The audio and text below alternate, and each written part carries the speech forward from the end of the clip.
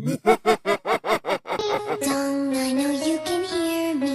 Open up the door. I only wanna play a little ding dong. Hi, வணக்கம். யாரும் இந்த கதையை guess பண்ண முடியல போல. பரவாயில்ல, ஏன்னா இது ஒரு உண்மை சம்பவம். நம்ம பார்ட் 1 வீடியோவில் பார்த்த மாதிரி ராஜ் அந்த வீட்டுக்குள்ளே போயிருப்பாரா, இல்லை அங்கேயே நின்றுட்டு இருந்திருப்பாரா, இல்லை அவர் மறுபடியும் அவரோட பைக்கை தேடி போயிருப்பாரா? வாங்க கதைக்குள்ளே மறுபடியும் போகலாம். கொரியர் பாய் கதை. நம்ம எல்லாரும் ஆர்வமாக எதிர்பார்த்துட்டு இருந்த ராஜோட கதை பார்ட் 2. நான் பார்ட் 1ல் கேட்டிருந்த மாதிரி பார்ட் 2ல் என்ன நடந்திருக்கும் நீங்களும் நினைக்கிறீங்க? சரி வாங்க, நானே அந்த கதையை சொல்கிறேன். ஓகே, என்னதுன்னா, ராஜ் வந்துட்டு நான் சொல்லியிருந்தேன்னு அங்கேயே இருந்திருப்பாரா, இல்லை அந்த வீட்டுக்கு போயிருப்பாரா, இல்லை அவர் பயந்து அந்த பைக்கு கிட்ட போயிருப்பாரான்னு. ராஜுக்கு வந்துட்டு அதே இடத்துல இருக்கிறப்ப பின்னாடியிலேருந்து ஏதோ ஒரு குரல் வந்துட்டு அவருக்கு அழுகிற குரல் வந்துட்டு கேட்டுட்டு இருக்கு. ஸோ ஆனால் அப்படி இருந்துமே ராஜ் வந்துட்டு பயந்தார் தான். ஆனால் அவரோட ஃபேஸில் ஒரு துளி பயமும் வந்துட்டு அவர் காமிக்கல.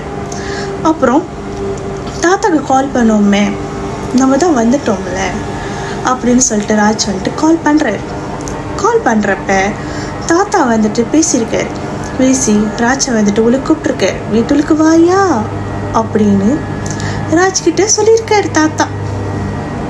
ராஜும் அதையும் நம்பிட்டு வீட்டுக்குள்ளுக்கு போகிறதுக்கு முன்னுக்கு வாசல்லே இருந்திருக்காரு. வாசல்ல இருந்து தாத்தாவை கூப்பிட்ருக்காரு. தாத்தா நான் வந்துட்டேன் தாத்தா அப்படின்னு ராஜ் வந்துட்டு கூப்பிட்ருக்காரு.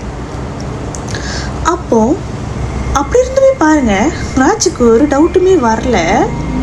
இது நம்மளா இருந்திருந்தா அந்த இடத்துல நீங்களாம் யோசிச்சு பாருங்க, அந்த இடமே ஃபுல்லாக இருட்டாரு, யாருமே இல்லை, மழை வேற பெஞ்சிட்ருக்கு.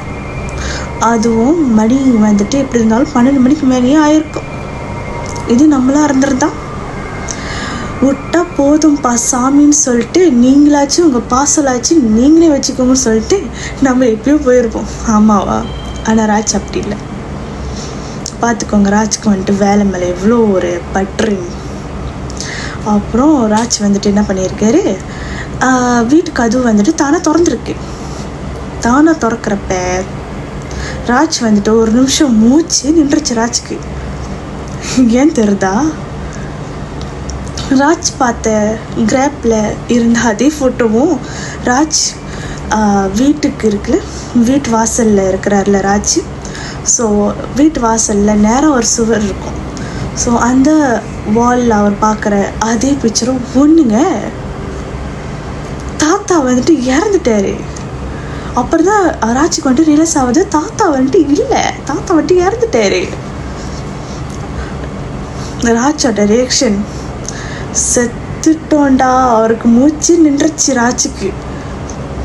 அப்போது ராஜ் கையில் இருந்த அந்த பாசலை அங்கேயே விட்டுட்டு ராஜ் வந்துட்டு ஓடி போகிறாரு அவரோட பைக் எடுக்கிறதுக்காக. ஆனால் அப்படி இருந்துமே ராஜ் வந்துட்டு பைக் எடுக்கிறாரு. ஸோ எடுக்கிறப்ப அவரை பின்தொடர்ந்து அந்த பார்சல் வந்துட்டு அவரை ஃபாலோ பண்ணுது. ஆனால் அது வந்துட்டு ராஜுக்கு வந்துட்டு தரல. ராஜ் வந்துட்டு பைக் ஓட்டிகிட்டு போகிறப்ப ஒரு கட்டத்தில் செம்ம மழை. அந்த இடத்துல மழை வந்துட்டு பெஞ்சிட்ருக்கு தெரியுமா, மழை வந்துட்டு பெஞ்சிட்ருக்கு, ஒரு இருட்டாக வேற இருக்கு. திடீர்னு மழை சரியான வேகமாக பெய்யுதுங்க. பெஞ்சிட்டு இருக்கிறப்ப மறுபடியும் தாத்தாவோட காரில் கேட்குது. என்னன்னு தெரியுமா, ராஜ் நில்லு, நீ காப்பாத்து என்ன, ராஜ் நீ காப்பாத்து அப்படின்னு வந்துட்டு கேட்குது.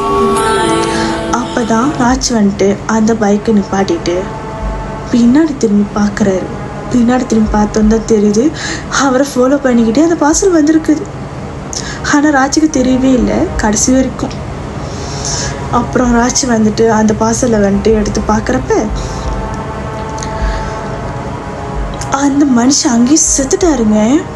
ஏன்னா பார்த்த விஷயம் அப்படி அவருக்கு மூச்சே நின்றுச்சு. இதுக்கப்புறம் நான் எப்படியாச்சும் தப்பிச்சு ஆகணும்னு ஒரே நோக்கத்தோட அவர் வந்துட்டு என்ன பண்ணுறதுனே தெரியாமல் மறுபடியும் பைக் எடுத்துகிட்டு போகிறாரு. எனக்கு புரியுது நீங்கள் என்ன கேட்குறீங்க, அப்படி என்ன தானே பார்த்தாருன்னு கேட்குறீங்க. அதை நானே அட்டாச் பண்ணுறேன், நீங்களே பாருங்கள் அவர் என்ன தான் பார்த்தாருன்னு. ராஜ் வந்துட்டு பைக் எடுத்துகிட்டு போகிறப்ப கூடயும் அந்த தாத்தாவோட வாய்ஸ் வந்துட்டு கேட்டுட்டு தான் இருந்துச்சு. தாத்தா வந்துட்டு அழுகிற சத்தம் ராஜ் கேட்டுட்டு தான் இருந்துச்சு. அப்போது ராஜ் வந்துட்டு மறுபடியும் அந்த பார்சலை எடுத்து பார்க்குறப்ப அந்த அந்த பொருள் கீழே இன்னொன்று இருக்கு. என்ன தெரியுமா, ராஜும் தாத்தாவும் இருந்த ஒரு புகைப்படம், ஒரு செல்ஃபி ஃபோட்டோ இருக்குது. ராஜ் அப்போ தான் ஒரு விஷயத்தை நோட்டீஸ் பண்ணுறாரு. அப்புறம் தான் ஒரு விஷயம் வந்துட்டு ராஜுக்கு வந்துட்டு தெரியுது. இதுக்கு முன்னுக்கு தாத்தாவும் ராஜும் வந்துட்டு மீட் பண்ணியிருக்காங்கங்க.